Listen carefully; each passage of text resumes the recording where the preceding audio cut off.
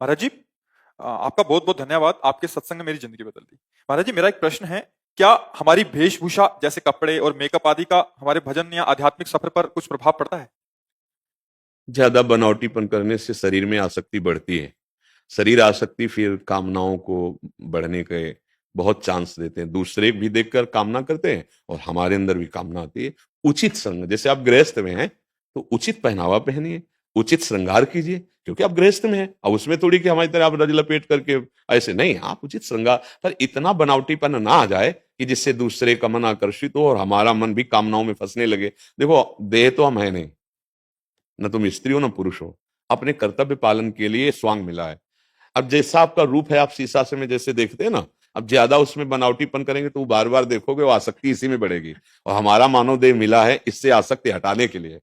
तो उचित श्रृंगार, जैसे गृहिणी अपने घर में अपने पति आदि के, तो उचित श्रृंगार और सावधानी पूर्वक जीवन यात्रा में कोई गलती ना होने पावे, तो आपकी भक्ति पथ की पुष्टता वाली अंदर भावना आ जाएगी।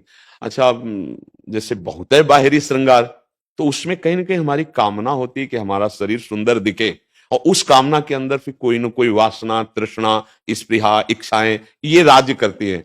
फिर हमारा जो मार्ग भक्ति का है वो ढक जाता है। हमारा सात्विक जैसा और हम आपको सच्ची कहते हैं, सुंदरता तो सत्यता में चलने पर मिलती है। आप भजन करो और थोड़ा संयम से रहो, उचित, तो आपके चेहरे पर एक लावण्य आ जाएगा। मुख प्रसन्न तन तेज विराजा, कीनस रामचंद्र कर काजा। कोई भी हो, चाहे स्त्री शरीर चाहे पुरुष शरीर, संयम से चलो और भजन करो, तो आपके चेहरे में वो सुंदरता होगी जो दूसरे के देखने पर निष्कामता बढ़ाएगी, कामना नहीं। देखो ना, संत महात्मा जन जो भगवान में चित्त जोड़े हैं, कौन सा भैया श्रृंगार बाहरी होता है, पर एक दर्शन करने के लिए जाते हैं ना लोग, वयोवृद्ध हैं, कोई बाहरी रूप की बनावट नहीं, पर एक अलौकिक सुख मिलता है। उनके देखने से ऐसा लगता है मैं देखता ही रहूं, उनको देखने से ऐसा लगता है ये अपने हैं, उनके देखने से एक अजीब आह्लाद होता है, आनंद होता है। क्यों? क्योंकि वो सत्य मार्ग में चल रहे हैं, भगवत मार्ग में चल रहे हैं। मुझे लगता है जो भगवत मार्ग का पथिक है, चाहे स्त्री हो या पुरुष हो, सात्विक वेशभूषा में रहे, क्योंकि वेशभूषा का प्रभाव हमारे चित्त पर पड़ता है। हम जैसे वेशभूषा धारण करेंगे वैसे ही हमारा अहम हो जाता है। हम जैसे बनावटी करेंगे ना, तो उसमें कामनाएं हैं, इच्छाएं हैं, वासनाएं, तो वो दूसरों के प्रति भी और अपने प्रति भी ठीक नहीं है। सात्विक वेशभूषा, सात्विक श्रृंगार, आप देखो आपका जैसा स्वभाव है, जैसा स्वरूप है, वैसे बर्ताव करो। भगवान ने तो विधान बना ही दिया आपके सुख के लिए। अब अगर बाहरी हम कुछ ज्यादा करते हैं तो उसमें हमें फिसलने का डर है, और उसमें कामना बढ़ाने का सामने से भी डर है। तो हमें संसार तो इसी में विचरण करता है। लेकिन आप भक्ति मार्ग में अध्यात्म से पूछ रहे हैं, तो आपने भगवान को जो रूप पसंद आया वो दे दिया आपके कर्म के। अब उसी से हमारा ये स्वरूप थोड़ी है, इसका तो छोड़ना ही है, आज नहीं तो कल छूटेगा। और इसकी गति भी आप लोग जानते क्या होगी।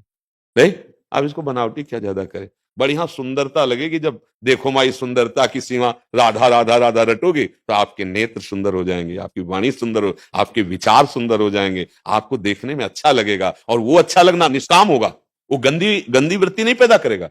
अच्छा, बनावट जैसे बाहर की जाती है, तो बाहर की बनावट में अपने अंदर भी अहमता पुष्ट होती है और वो दूसरे के अंदर भी कामना प्रकट करने वाला बनता है। तो जहां पूछा है, अध्यात्म मार्ग का यह मंच है, इसलिए हमें लगता है उचित श्रृंगार जैसे माताओं बहनों के लिए है, तो उचित श्रृंगार अपने धर्म की सीमा के अंतर्गत, फिर मंगल में कोई परेशानी नहीं। हमें दूसरे के दिखाने की भावना नहीं होनी चाहिए। हाँ, उत्तम के बस असमन माही, सपने हुआन पुरुष जगनाही।